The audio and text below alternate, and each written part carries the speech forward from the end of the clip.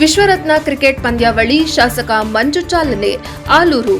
ಆಲೂರು ತಾಲೂಕಿನ ಪಾಳ್ಯ ಹೋಬಳಿಯ ಕಾರ್ಜವಳ್ಳಿ ಹಾಗೂ ಎಳಗನಹಳ್ಳಿ ಗ್ರಾಮದ ಕೆಎಸ್ ರವಿ ಅವರ ನೇತೃತ್ವದಲ್ಲಿ ಆಯೋಜಿಸಿದ ಮೊದಲನೇ ವರ್ಷದ ವಿಶ್ವರತ್ನ ಕ್ರಿಕೆಟ್ ಪಂದ್ಯಾವಳಿ ಬಾಬಾ ಸಾಹೇಬರ ಭಾವಚಿತ್ರಕ್ಕೆ ಪುಷ್ಪಾರ್ಚನೆ ಮಾಡುವ ಮೂಲಕ ಶಾಸಕ ಸಿಮೆಂಟ್ ಮಂಜು ಅವರು ಉದ್ಘಾಟನೆ ಮಾಡಿದರು.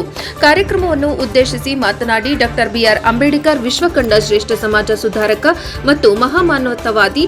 ಇಂತಹ ಮಹಾನ್ ವ್ಯಕ್ತಿಯ ಹೆಸರಿನಲ್ಲಿ ಕ್ರಿಕೆಟ್ ಪಂದ್ಯಾವಳಿ ಆಯೋಜಿಸಲಾಗಿರುವುದು ಹೆಮ್ಮೆಯ ವಿಚಾರ. ಡಾ ಬಿಆರ್ ಅಂಬೇಡ್ಕರ್ ಸಾಮಾಜಿಕ ಸಮಾನತೆಯ ಹರಿಕಾರರಾಗಿದ್ದು ದೀನದಲಿತರ ಏಳಿಗೆಗಾಗಿ ತಮ್ಮ ಜೀವನವನ್ನೇ ಅರ್ಪಿಸಿದ್ದಾರೆ.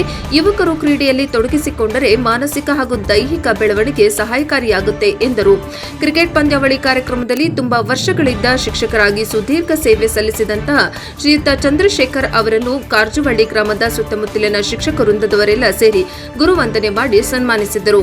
ಇದೇ ಸಂದರ್ಭದಲ್ಲಿ ರವಿ ಕಾರ್ಜುವನವಳ್ಳಿ, ರವಿ ನಿಲುವಗಿಲು, ಕಾಂಗ್ರೆಸ್ ಜಿಲ್ಲಾ ಪ್ರಧಾನ ಕಾರ್ಯದರ್ಶಿಯಾದ ಶಾಂತಕೃಷ್ಣ, ದಿನೇಶ್ ಗೇಕಾರಹಳ್ಳಿ, ಶಾಂತ ನಿಲುವಾಗಿಲು, ವೀರಭದ್ರಸ್ವಾಮಿ, ಸಂಯುಕ್ತ ಕರ್ನಾಟಕ ವರದಿಗಾರರು ಇತರರು ಉಪಸ್ಥಿತರಿದ್ದರು.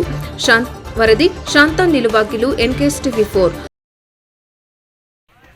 ಬಟ್ ಚಂದ್ರಶೇಖರ್ ಅವರು ಆ ರೂಪಕ್ಕೆ ಖಂಡಿತವಾಗ್ಲೂ ಕೂಡ ಆ ರೂಪಕ್ಕೆ ನಿಜವಾಗ್ಲೂ ಅದೇ ರೀತಿ ಅವರು ಕೂಡ ನಡ್ಕೊಂಡಿದ್ದಾರೆ ಅಂತಕ್ಕಂಥ ನನ್ನ ಭಾವನೆ. ಯಾಕೆಂದ್ರೆ ತಾವುಗಳು ಅಷ್ಟೊಂದು ಗೌರವಪೂರ್ವಕಗಳು ಇವತ್ತು ಅವ್ರಿಗೊಂದು ಅಭಿನಂದನೆ ಸಲ್ಲಿಸ್ತಾ ಇದ್ದೀರಾ ಅಂದ್ರೆ ಅವ್ರ ಮೇಲೆ ಇರ್ತಕ್ಕಂಥ ತಮಗೂ ಕೂಡ ಅಷ್ಟೇ ಭಕ್ತಿ ಭಾವನೆ ನಿಮಗೂ ಇದೆ. ಅವರು ಕೂಡ ತಮ್ಮ ಮೇಲೆ ಅಷ್ಟೇ ಅಗಾಧವಾದ ಗೌರವವನ್ನು ಇಟ್ಕೊಂಡಿದ್ದಾರೆ.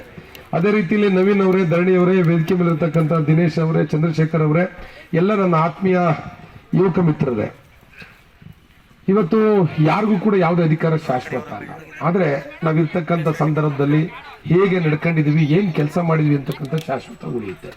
ನಾನು ತುಂಬಾ ಲೇಟ್ ಆಗಿ ಹೋಗಿದೆ, ಆದ್ರೂ ಕೂಡ ಇದು ವಾಸ್ತವ ವಿಚಾರ ಮಾತಾಡಲೇಬೇಕು. ನಾನಿವತ್ತು ಬಾವುಸವಳ್ಳಿ ಇರ್ಬೋದು, ಆಮೇಲೆ ಮುರುಡೂರು ಇರ್ಬೋದು, ಹುಲ್ಲಳ್ಳಿ ಇರ್ಬೋದು, ಇನ್ನು ಅಡಿಬೈಲ್ ಇರ್ಬೋದು, ವಿರುಪಾಪುರ ಇರ್ಬೋದು, ಎಲ್ಲ ಕಡೆ ರಸ್ತೆ ಗುದ್ಲಿ ಪೂಜೆಗೆ ಹೋಗ್ತಾ ಇದ್ದೀನಿ. ನಾನು ಈ ಕ್ಷೇತ್ರಕ್ಕೆ ನಿಜವಾಗ್ಲೂ ಕೂಡ ಎಲ್ಲಿಗೆ ಮೂಲಭೂತ ಸೌಕರ್ಯ ಬೇಕು ಅಲ್ಲಿ ಕೊಡ್ತಕ್ಕಂಥ ಕೆಲಸವನ್ನು ಮಾಡಿದ್ದೀನಿ. ಮೊನ್ನೆನೂ ಕೂಡ ದೇವ್ರ ಮನೆದ ಒಂದು ಗುದ್ಲಿ ಪೂಜೆಯನ್ನು ಮಾಡಿದ್ದೀನಿ. ಟೀ ಕಣ್ಣ ಏನಾದ್ರು ಎಡವಳ್ಳಿ ರೋಡ್ ಪೂಜೆ ಮಾಡಲ್ಲ ಅಂದ್ರೆ ಹೊಡಿತಾರೆ ನಂಗೆ ಇಟ್ಕೊಂಡು. ಯಾಕೆಂದ್ರೆ 10 ಸತಿ ಆಲ್ರೆಡಿ ಹೇಳಿದ್ದಾರೆ. ಬಹುಶಃ ಅಧಿವೇಶನದ ಮುಗಿದ್ಕ ಬಂದ ತಕ್ಷಣ ಪೂಜೆ ಮಾಡ್ತೀನಿ. ದುಡ್ಡು ಮಾಡಿ ರೆಡಿ ಇಟ್ಟಿದ್ದೀನಿ, ಟೆಂಡ್ರು ಆಗಿದೆ, ಪೂಜೆ ಮಾಡಿ ಕೆಲಸ ಶುರು ಮಾಡ್ತೀನಿ. ನಾವು ಯಾವುದೇ ರಾಜಕೀಯ ಪಕ್ಷ ಇರ್ಬೋದು, ಪ್ರಶ್ನೆ ಬೇರೆ. ಆದರೆ ನಾವೆಲ್ಲರೂ ಕೂಡ ಸಾರ್ವಜನಿಕರಿಗೋಸ್ಕರ ಕೆಲಸ ಮಾಡಬೇಕು. ನಾನು ಪಾರ್ಟಿ ಪಕ್ಷವನ್ನು ಮೀರಿ ಕೆಲಸವನ್ನು ಮಾಡ್ತಾ ಇದ್ದೀನಿ. ಇನ್ನು ನಾನು ಹೇಳ್ತಕ್ಕಂಥ ಎಲ್ಲರೂ ರಾಜಕೀಯದಲ್ಲಿದ್ದೀವಿ, ರಾಜಕೀಯ ಮಾಡಬೇಕು, ಹೆಲ್ತಿ ರಾಜಕೀಯವನ್ನ ಮಾಡಬೇಕು. ನಾವು ಮಾಡ್ತಕ್ಕಂಥ ರಾಜಕೀಯದಿಂದ ಬೇರೆಯವ್ರಿಗೆ ತೊಂದರೆ ಆಗಬಾರ್ದು. ನಾನು ಕೇಳೋದಷ್ಟೇ, ನಾನು ಹೇಳೋದಿಷ್ಟೇ, ಪ್ರಾಮಾಣಿಕವಾಗಿ ನನ್ನ ಕ್ಷೇತ್ರದ ಜನ ಕೊಟ್ಟಿರ್ತಕ್ಕಂಥ ಅಧಿಕಾರವನ್ನ ಒಬ್ರಿಗೆ ಅನ್ಯಾಯ ಮಾಡಲ್ಲ, ಒಬ್ರಿಗೆ ಮೋಸ ಮಾಡಲ್ಲ, ಒಬ್ರಿಗೆ ತೊಂದರೆ ಮಾಡಲ್ಲ. ಪ್ರಾಮಾಣಿಕವಾಗಿ ಈ ಕ್ಷೇತ್ರದ ಜನತೆಗೋಸ್ಕರ ಕೆಲಸ ಮಾಡ್ತೀನಿ. ಮತ್ತೆ ಕೆಟ್ಟ ರಾಜಕೀಯ ನಾನು ಮಾಡಕ್ ಹೋಗಲ್ಲ, ನಂಗೆ ಬೇಡ. ಯಾಕೆಂದ್ರೆ ನಾನು ಆತ್ಮ ಕೇಳಿದೆ, ಅವ್ರು ಹೇಳಿದ್ರು, ಆ ಹುಡುಗ ಫಸ್ಟ್ ಟೈಮ್ ಬಂದು ಏನು ಕೇಳ್ತೇನೆ ಅವ್ನಿಗೆ ಕೊಡ್ತೀನಿ ಅಂತ. ಇವತ್ತು ಅನುದಾನ ಕೊಡಿರೋ ನಾಡಿದ್ದು ಕೊಡ್ತಾರೆ ನನಗೆ. ಯಾಕೆಂದ್ರೆ ನನ್ನ ಆ ರೀತಿ ಬಾಂಧವ್ಯ ಇಟ್ಕೊಂಡಿದ್ದೀನಿ. ಪಾರ್ಟಿ ಏನೇ ಇರ್ಬೋದು ಸರ್, ಯಾಕೆಂದ್ರೆ ನನ್ನ ಕ್ಷೇತ್ರಕ್ಕೆ ಒಳ್ಳೇದಾಗಬೇಕು. ನನ್ನ ಕ್ಷೇತ್ರದಲ್ಲಿ ಸಾರ್ವಜನಿಕರು ಮೂಲಭೂತ ಸೌಕರ್ಯ ಸಮಸ್ಯೆಯಿಂದ ಅನುಭವಿಸ್ತಾ ಇದ್ದಾರೆ. ನಾವು ಪ್ರಾಮಾಣಿಕವಾಗಿ ಈ ಕ್ಷೇತ್ರಕ್ಕೆ ಅನುದಾನ ತರ್ತಕ್ಕಂಥ ಕೆಲಸ ನಾವು ಮಾಡ್ತೀವಿ, ಅದರಲ್ಲೇನು ವಿಚಾರ ಏನಿಲ್ಲ. ಈ ನಿಟ್ಟಿನಲ್ಲಿ ನಾವೆಲ್ಲರೂ ಒಗ್ಗಟ್ಟಾಗಿ ಈ ಕ್ಷೇತ್ರವನ್ನು ಅಭಿವೃದ್ಧಿ ಮಾಡಬೇಕು. ಈ ಕ್ಷೇತ್ರದಲ್ಲಿ ಇರ್ತಕ್ಕಂಥ ಕಡೆಯ ಗ್ರಾಮಕ್ಕೂ ಕೂಡ ನ್ಯಾಯ ಕೊಡ್ತಕ್ಕಂಥ ಕೆಲಸವನ್ನ ಮಾಡಬೇಕು. ತಾವು ಹೇಳಿದ್ರಿ ಇಟ್ಕೊಂಡಾರೆ, ಖಂಡಿತವಾಗ್ಲೂ ಕೂಡ ನನಗೆ ಆಸೆ ಇದೆ. ಪ್ರತಿ ಹೋಬಳಿಗೂ ಒಂದು ಆಟದ ಮೈದಾನ ಮಾಡಬೇಕು ಅಂತಕ್ಕಂಥ ಆಸೆ ನಾನು ಇಟ್ಕೊಂಡಿದ್ದೀನಿ. ಮೊದಲು ಯಾವ ರೀತಿ ಇತ್ತು ಅಂತ ಹೇಳಿದ್ರೆ, ಬೆಳಿಗ್ಗೆ ನಾವು ಸ್ಕೂಲಿಗೆ ರಜೆ ಅಂದ್ರೆ ಮನೆ ಬಿಟ್ಟರೆ ರಾತ್ರಿ ಬಂದ್ರು ಬರ್ತಾನೆ ಇರ್ತಿಲ್ಲ. ಎಲ್ಲಿ ಆಟ ಆಡಕ್ಕೆ ಹೋಗ್ತಾ ಎಲ್ಲಿ ಏನಾಗಿತ್ತು ಅಂದ್ರೆ, ಮೊದಲು ಎಲ್ಲಾ ಸೈಟ್ಗಳು ಖಾಲಿ ಇತ್ತು, ಎಲ್ಲಾ ಕಡೆ ಜಮೀನುಗಳು ಖಾಲಿ ಇದ್ದು. ಏನಾಗಿದೆ ಅಂದ್ರೆ, 1 ಅಡಿ ಜಾಗ ಟೌನಲ್ಲಿ ಖಾಲಿ ಬಿಡೋದೇ ಇಲ್ಲ ಬಿಡಿ, ಒಂದು ಸೈಟು ಖಾಲಿ ಇರಲ್ಲ, ಇದ್ರೂ ಬೇಲಿ ಹಾಕ್ತಾರೆ. ಮತ್ತು ಹೊರಗಡೆ ಬಂದ್ರೆ ಎಲ್ಲ ಕಡೆ ಪ್ಲಾಂಟೇಶನ್ ಮಾಡಿದ್ರೆ. ಎಲ್ಲರಿಗೂ ಹೇಳ್ತೀನಿ, ಸರ್ಕಾರಿ ಶಾಲೆಗಳು ಬಹುಮುಖ್ಯವಾಗಿ ಆಸ್ತಿಗೆ ಬೇಕಾಗಿರ್ತಕ್ಕಂಥ ಸಂಪೂರ್ಣ ದಾಖಲೆಯನ್ನ ಮಾಡಿ ಒಂದು ನಿಮ್ಮಲ್ಲಿ ಇಟ್ಕೊಳ್ಳಿ, ಒಂದು ಶಿಕ್ಷಣ ಇಲಾಖೆ ತರಿಸ್ಕೊಡಿ ಅಂತ ಹೇಳ್ತೀನಿ. ಬಹುಮುಖ್ಯವಾಗಿ ಈ ಭಾಗದಲ್ಲಿ ಇರ್ತಕ್ಕಂಥ ಎಲ್ಲರೂ ಕೂಡ ಬಡ ಮತ್ತು ಮಾಧ್ಯಮ ರೈತರು. ನನ್ನ ಆಸೆ ಇರೋದೇನು ಅಂತ ಹೇಳಿದ್ರೆ, ಇವತ್ತಲ್ಲ ನಾಳೆ ಆಲೂರು ತಾಲೂಕಿನ ಪ್ರತಿ ಜಮೀನಿಗೂ ಕೂಡ ವಾಟೆ ಒಳೆ ಹೆಚ್ಚಿನ ನೀರನ್ನ ಹರಿಸ್ತೀನಿ ಅಂತ ನಾನು ಮುಂದೆ ನೋಡು. ನನ್ನ ಆಸೆ ಇರೋದೇನು ಗೊತ್ತಾ, ನಾವಿವತ್ತು ಯಾರು ಡ್ಯಾಮ್ ಕಟ್ಟಕ್ಕಾಗಲ್ಲ. ನಮ್ಮ ಗುರು ಹಿರಿಯರು ಕಟ್ಟೋಗಿದ್ದಾರೆ. ನಾವಿವತ್ತು ಬರೀ ಆ ಕೆನಾಲ್ನ ರಿಪೇರಿ ಮಾಡಕ್ ನಮ್ಗೆ ಯಾರಿಗೂ ಕೂಡ ಯೋಗ್ಯತೆ ಇಲ್ಲ. ಆದ್ರೆ ಖಂಡಿತವಾಗ್ಲೂ ನಾನು ಬಿಡಲ್ಲ. ನಾನು ರಾತ್ರಿ ಮಲಗಲಿ ಆಗಲಿ ಇದ್ರು ನನಗೇನು ಚಿಂತೆ ಅಂದ್ರೆ, ಇವತ್ತು ಇಷ್ಟೆಲ್ಲ ನಮ್ಮವ್ರು ನೀರನ್ನ ಕೊಟ್ಟು ತುಮಕೂರವರು, ಕುಣಿಗಲ್ಲವರು, ಮಂಡ್ಯದವರು ಮೂರು ಬೆಳೆ ಬೆಳೀತಾರೆ. ನನ್ನ ರೈತರು ಒಂದು ಜೋಳ ಬೆಳೆಯೋಕೆ ಎಷ್ಟು ಕಷ್ಟಪಡ್ತಾರೆ ನನಗೆ ಗೊತ್ತಿದೆ. ಈ ಕಡೆ ಕರೆಂಟ್ ಇಲ್ಲ.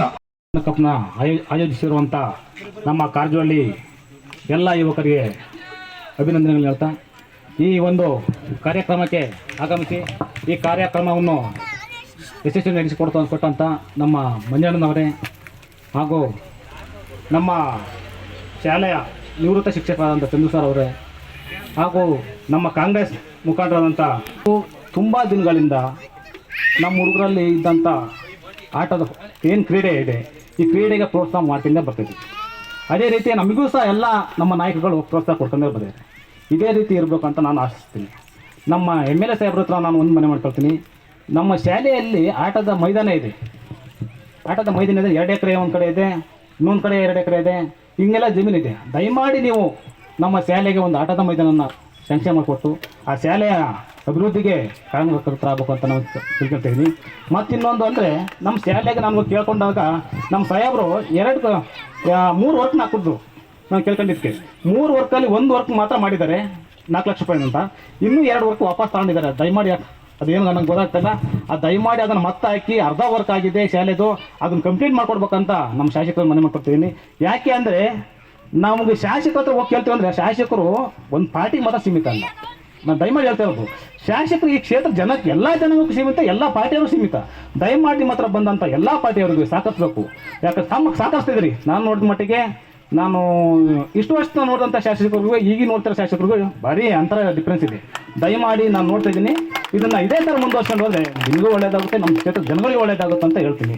ನೀವು ದಯಮಾಡಿ ವಿಶ್ವರತ್ನ ಕಪ್ ಏನು ಇದು ಮಾಡಿಕೊಟ್ಟಿದ್ದೀವಿ, ನೀವು ಇದೇ ಥರ ಮಕ್ಕಳನ್ನ ಒಂದು ಈ ಆರೋಗ್ಯ ಕಾಪಾಡ್ಬೇಕಂತ ನಮಗೆ ಮಾಸ್ಟರ್ ಹೇಳೋದು. ಆರೋಗ್ಯವಾಗಿ 100 ಆಸ್ಪತ್ರೆ ತೆರೆಯೋಕ್ಕಿಂತ ಒಂದು ಕ್ರೀಡಾಂಗಣ ತೆರೆದ್ರೆ ಆ 100 ಆಸ್ಪತ್ರೆಗೆ ಅಂತ ನಾವು ನಿಮ್ಮಲ್ಲಿ ಮನೆ ಮಾಡ್ಕೊಳ್ತಿದ್ವಿ.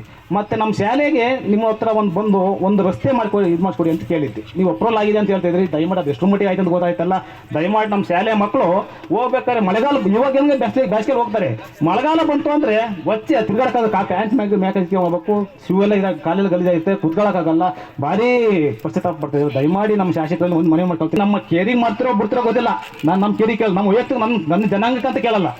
ಇದು ಎಲ್ಲ ಜನಾಂಗ ಮಕ್ಕಳು ಅಲ್ಲಿ ಹೋಗ್ತಾರೆ, ಮುಗ್ಧ ಮಕ್ಕಳು ಹೋಗ್ತಾರೆ. ದಯಮಾಡಿ ಮಕ್ಕಳಿಗೋಸ್ಕರ ದಯಮಾಡಿ ಅದೊಂದು ರಸ್ತೆ ಇದು ಮಾಡಿಕೊಡ್ಬೇಕು. ಮತ್ತು ಆ ಶಾಲೆ ಅರ್ಧಂಬರ್ಧಂಬಾಗಿದೆ. ದಯಮಾಡಿ 2 ಕಟ್ಟಡಗಳು ಮಾತ್ರ ಮೇಲ್ಚಾವಡಿ ಆಗಿದೆ, ಇನ್ನು 3 ಕಟ್ಟಡಗಳು ಪೂರ್ತಿ ತೆಗೆದುಕೊಂಡಿವೆ.